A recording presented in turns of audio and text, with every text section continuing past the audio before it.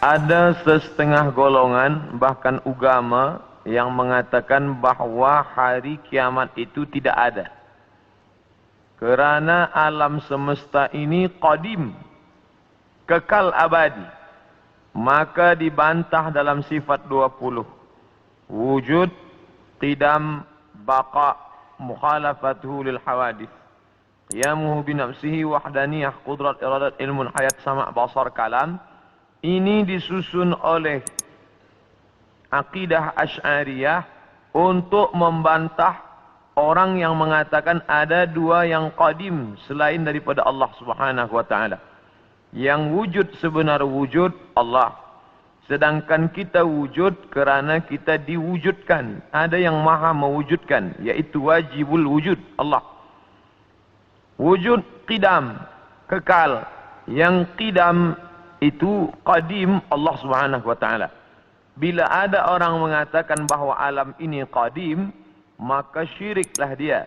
Kerana ada dua yang qadim, Allah dan alam. Maka dalam Islam kita diajarkan an tu'mina billah wa malaikatihi wa kutubihi wa rusulihi wal yaumil akhir, bahawa dunia akan berakhir dan kita semua akan mati dan alam semesta ini akan hancur. Maka Syekh Muhammad Abduh memulai tafsir Al-Manar tidak dari Al-Fatihah, tapi daripada juzuk 30 Amma Yatasa'alun. Sebab juzuk 30 itu banyak bercerita tentang hari kiamat. Maknanya kalau orang diajak bercerita tentang awal Al-Baqarah, dia bercerita tentang alladzina yuqimunas shalah wa yu'tunaz zakah wa yunfiquna mimma. Ini semua cerita tentang ibadah. Bagaimana mungkin orang bercerita paham ingin beribadah kalau dia menyangka bahawa alam ini kekal dan abadi? Oleh sebab itu dalam Islam diajarkan bahawa alam ini akan binasa. Definisi makna alam, ma siwallah. Semua yang selain daripada Allah, alam. Saya, puan, tuan, alam semesta, ma siwallah. Maka semua akan binasa. Yang kekal abadi hanya Allah Subhanahu wa taala. Bila ada orang mengatakan alam ini kekal, maka bagaimana dengan dosa? Sedangkan kita berpahaman bila saya mati, bila saya ada dosa, maka saya akan diadili di mahkamah Allah Subhanahu wa taala. Selepas itu ada surga, ada neraka. Sedangkan mereka yang berpahaman bahawa alam ini tidak binasa, maka roh itu masuk dari satu tubuh ke tubuh yang lain. Roh saya keluar, masuk ke tubuh yang lain. Boleh masuk ke tubuh manusia, jasad manusia, boleh pula jasad haiwan yang dikenali dengan reinkarnasi. Masuk roh dia ke tempat yang lain. Ini di antara pahaman yang meyakini bahawa alam ini tidak berakhir. Maka ada 3 agama yang disebut samawi, sama langit, walaupun sudah mengalami perubahan, tapi ada persamaan kita dengan mereka. Sama-sama percaya Allah, sama-sama percaya ada Rasul Nabi utusan Allah, dan sama-sama bahawa dunia akan kiamat, maka datanglah hari akhirat. Islam, Yahudi, Nasrani. Maka mereka disebut dengan samawi kerana ada 3 titik persamaan. Maka bila kita buka Quran juzuk 30, bercerita tentang alam akan berakhir. A'udzubillahi minasyaitonirrajim.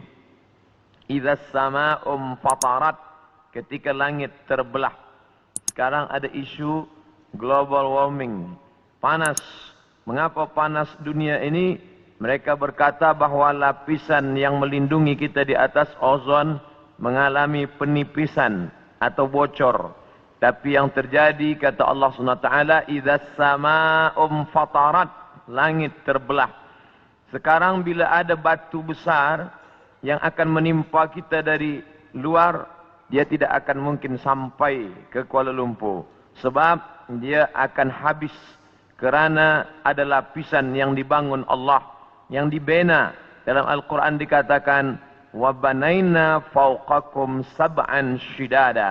Kami bina di atas itu, ada fauqakum di atas kamu, sab'an, 7 lapis, shidada, binaan yang kokoh dan kuat.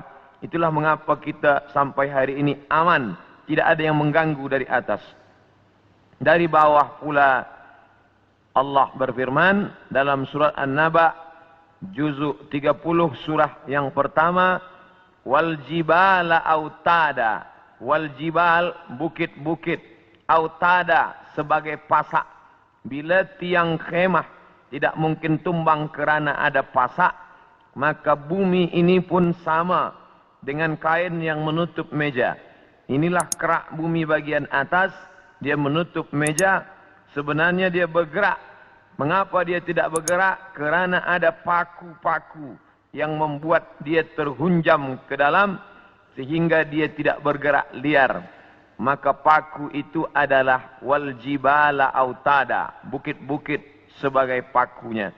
Nanti sampai masanya paku itu akan tercabut. Itulah yang disebut Allah, wa takunul jibal kal ihnil manfush. Bukit-bukit tercabut seperti bulu kambing dihembus angin. Bulu kambing dihembus angin, manakala bulu kambing dicukur ingin dibuat menjadi baju kain musim sejuk. Kerana orang Arab mengalami rihlatas syita, musim sejuk, wasaif, musim panas. Sejuk bersangatan, haranya bulu kambing yang boleh membuat tubuh menjadi tahan. Mereka cukur bulu kambing, diletakkan di atas tikar, datang angin kencang berhembus. Watakunul jibalu kal ihnil manfush. Bila bulu kambing, bila bukit-bukit yang besar itu tercabut seperti bulu kambing, maka bumi pun bergerak dan kita di atasnya pun bergoncang. Itulah yang dikatakan dalam Al-Quran, وَتَرَى النَّاسَ سُكَارًا. Engkau pandang manusia itu sukara, mabuk. وَمَا هُمْ بِسُكَارًا. Sebenarnya mereka tidak mabuk. Bila kita tengok ada orang mabuk, dia berjalan bergoncang, begitulah bayangan nanti hari kiamat terjadi. Wataran nasa sukara, engkau lihat mereka mabuk. Wa ma hum bisukara, sebenarnya bukan mereka itu mabuk. Walakin azab Allahi syadid, tapi azab Allah amat sangat keras sehingga seakan-akan mereka mabuk kerana bumi bergoncang, daun-daun bertiup dan pokok-pokok kayu tumbang. Idza sama'um fatarat wa idzal kawakibun tasarat. Apa yang ada bintang gemintang seperti tasbih yang diputus, maka berjatuhanlah dia. Wa idzal biharu fujirat. 13 tahun yang lampau tsunami menyerang Aceh, meninggal lebih 200.000 orang. Itu baru satu pantai yang naik ke atas. Bagaimana bila idzal biharu fujirat, semua lautan ini naik ke darat? Kita tahu bahawa alam ini lebih banyak laut daripada darat. Nah, laut ini naik ke atas darat. Wa idzal biharu fujirat wa idzal quburu bu'athirat. Ketika yang dikubur dibangkitkan, alimat nafsun, maka saat itu sadarlah diri, ma qaddamat wa akharat, apa yang sudah dia lakukan. Itulah gambaran dalam Al-Quran, dalam banyak surah. Idza syamsu kuwirat, ketika matahari digulung. Idza sama'um fatarat, kita langit terbelah. Dari mulai surat An-Naba sampai An-Nas, itu kebanyakan bercerita tentang hari kiamat. Maka saya sendiri pernah mengajarkan tafsir surah-surah pendek. Kerana dengan mengkaji tafsir surah pendek ini, juzuk 30, membangkitkan rasa takut kepada Allah, memahami bahawa alam ini akan berakhir dan dunia akan kiamat. Nah, yang jadi masalah bila dia terjadi. Maka datanglah seorang sahabat bertanya kepada Nabi Muhammad sallallahu alaihi wasallam, "Ya Rasulullah, mata sa'ah, bila kiamat itu terjadi?" Nabi tak jawab. Itu menunjukkan bahawa Allah tidak berikan wahyu kepada Nabi untuk menetapkan hari, bulan, tahun. Nabi tidak menjawab, tapi Nabi balik bertanya, "Ma'adat talaha?" Siapa tadi yang bertanya? Manakala Nabi menyampaikan tazkirah, orang ini bertanya, mata sa'ah. Nabi diam saja. Nabi terus berikan tazkirah. Selepas itu baru Nabi tanya, aina sa'il? Siapa yang bertanya tadi? Saya ya Rasulullah. Lalu kata Rasulullah, ma'a'datta laha. Apa yang sudah kau siapkan untuk hari kiamat itu? Menunjukkan bahawa hari bulan dan tahunnya tidak diketahui siapapun. Bila hari ini beredar berita bahawa ada tulisan, ada orang yang mengetahui hari kiamat, maka bercanggah dengan Quran dan sunnah Rasulullah sallallahu alaihi wasallam. Kerana Nabi tidak pernah membicarakan itu kepada Sayyidina Abu Bakar, Umar, Uthman wa Ali wa an kulli sahabati Rasulillah ajma'in. Sedangkan Al-Quran jelas-jelas, a'udzubillahi minasyaitonir rajim, yas'alunaka 'anis sa'ati ayyana mursaha. Mereka bertanya kepada engkau tentang hari kiamat, bila terjadinya. La ya'lamuha illahu, tidak ada yang tahu kecuali hanya Allah Subhanahu wa taala. Tapi masalah tanda-tandanya, maka Nabi banyak bercerita. Maka pada kesempatan ini kita akan bahaskan satu daripada banyak hadis diriwayatkan oleh Abdurrahman ibnu Sakhar ad-Dawsi, atau biasa dikenali dengan nama Abu Hurairah radhiyallahu an. Hadis ini ada dalam kitab Sahih Al-Bukhari. Apa kata Nabi? La taqumus sa'ah. Hari kiamat tidak akan terjadi hatta hingga yuqbadal ilmu. Yang pertama, dalam hadis ini ada 6 tanda. Ini yang akan kita bahaskan. Yang pertama, yuqbadal ilmu. Ilmu dicabut. Innallaha la yaqbidul ilma intiza'an. Allah tidak mencabut ilmu seperti mencabut pokok kayu dengan akarnya sekali. Lalu bagaimana ilmu itu tercabut? Bi mautil ulama, dengan meninggalnya ulama. Ketika Imam Syafi'i meninggal, maka berapa cabang ilmu hilang. Imam Syafi'i alim dalam bahasa Arab, Imam Syafi'i alim dalam tafsir, Imam Syafi'i alim dalam fiqh, Imam Syafi'i alim dalam hadis, bahkan bergelar Nasirus Sunnah. Imam Syafi'i yang pertama kali menyusun usul fiqh. Lalu kemudian ketika meninggal, masih ada digantikan oleh murid-muridnya, Al-Muzani, Al-Buwaiti, Rabi' Al-Muradi. Tapi kemudian makin ke bawah, maka hilanglah ilmu. Maka yang muncul orang jahil, yang kemudian dianggap sebagai orang berilmu. Wal'iyazubillah, na'udzubillah. Maka saya pribadi tak pernah berkata menurut paham saya, menurut pendapat saya, kerana saya takut tergolong dalam orang yang disebut Nabi al-juhala, orang jahil tapi seperti berilmu. Zahirnya orang menyangka berilmu padahal tidak. Maka selalu saya mengambil pendapat ulama. Menurut pendapat Imam Syafi'i, menurut pendapat Imam An-Nawawi, menurut pendapat Ibnu Hajar Al-Asqalani, menurut Imam Az-Zahabi, menurut Imam Jalaluddin Abdul Rahman As-Suyuti, untuk menyelamatkan diri daripada juhala. Na'udzubillah. Maka nanti kata Nabi SAW, sebelum hari kiamat, bermunculanlah juhala kerana pandai berbicara, kerana berpakaian ulama. Al-juhala yalbisuna libasal ulama.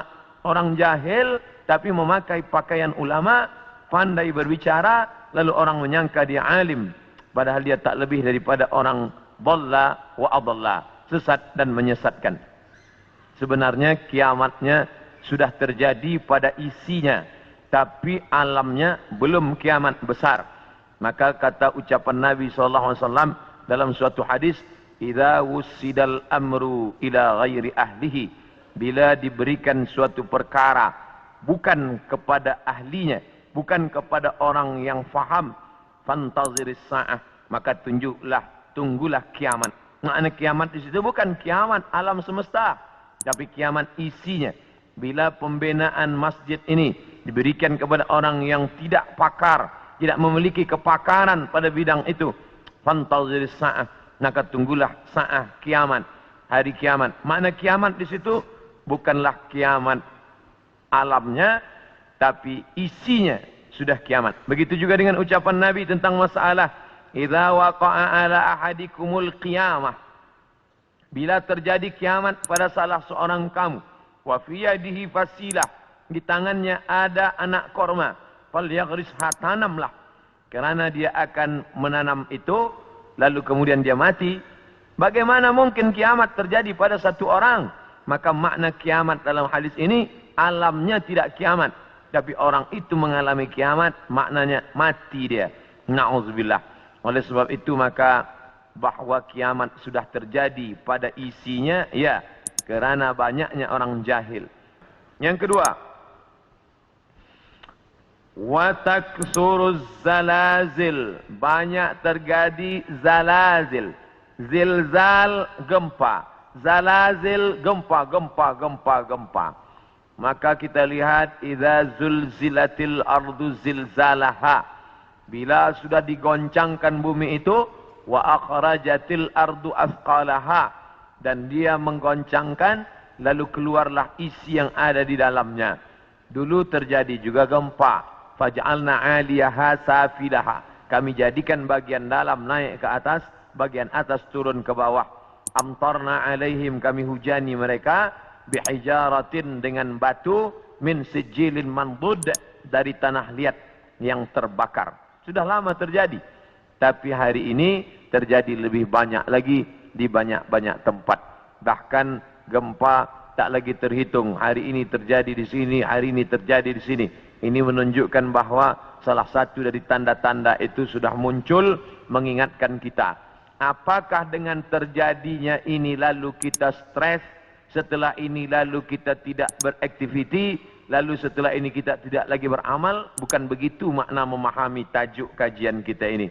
Dengan memahami tanda hari kiamat, bukan menyuruh kita berhenti bekerja, bukan menjadikan kita menjadi tidak bersemangat untuk mencari nafkah, malah judul tajuk kita siang ini membuat kita semakin bersemangat untuk beramal soleh, karena kita akan tetap mati menghadap Allah, maka yang dibawa serta adalah amal-amal.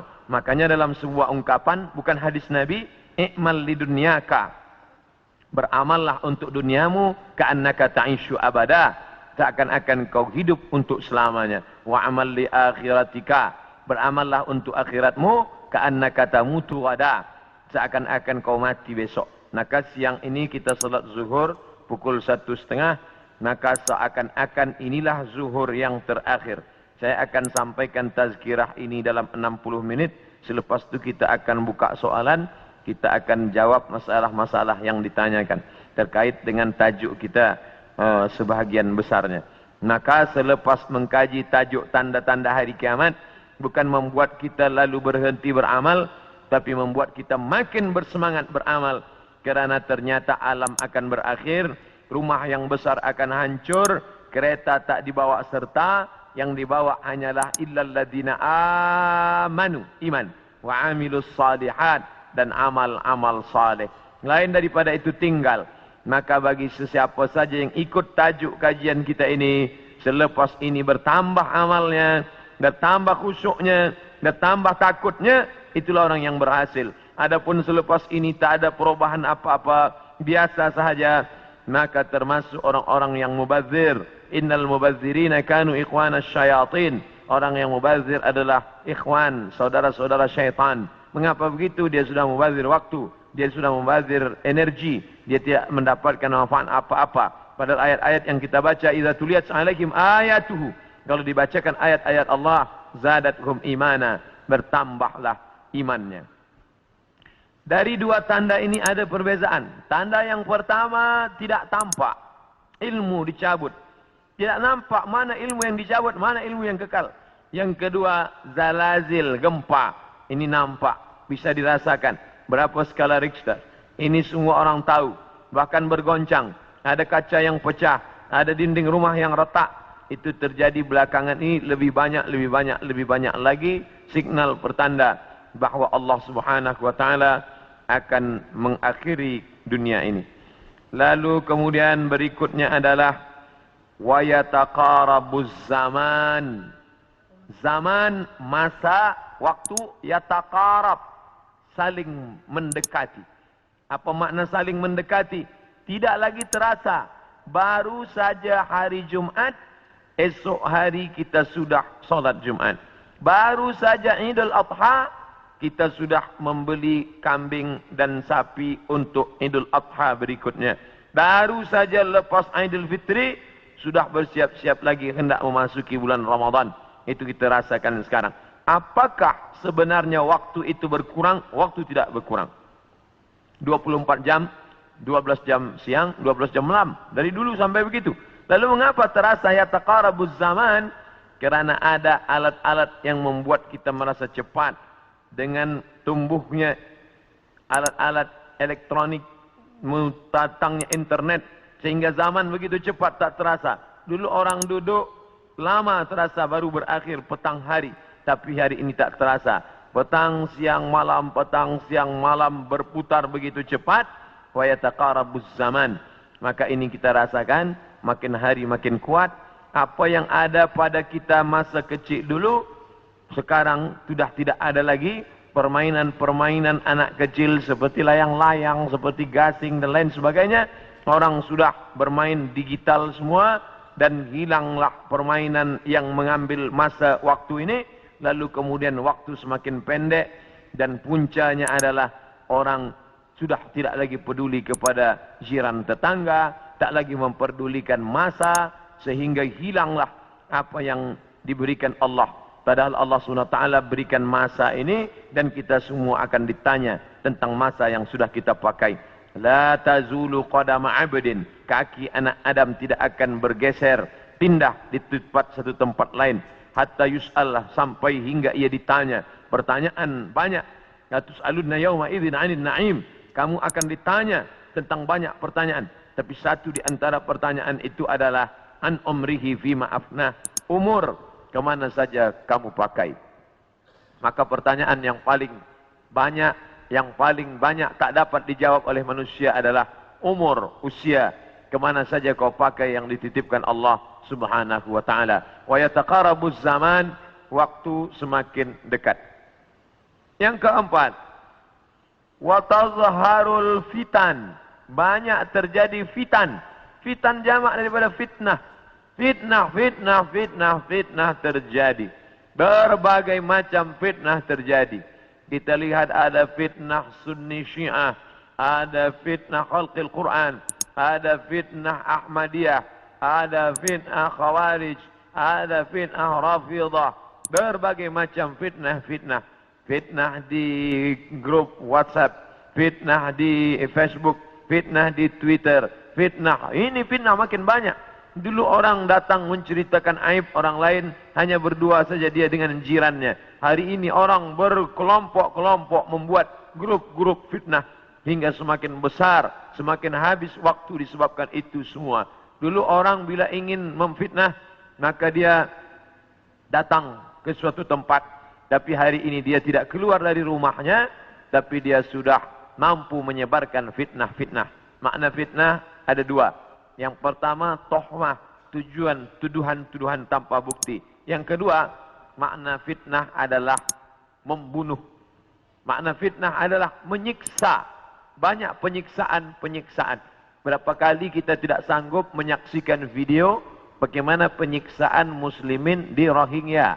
Bagaimana anak-anak gadis Rohingya dijual, lalu kemudian di India dijadikan sebagai orang-orang tidak baik.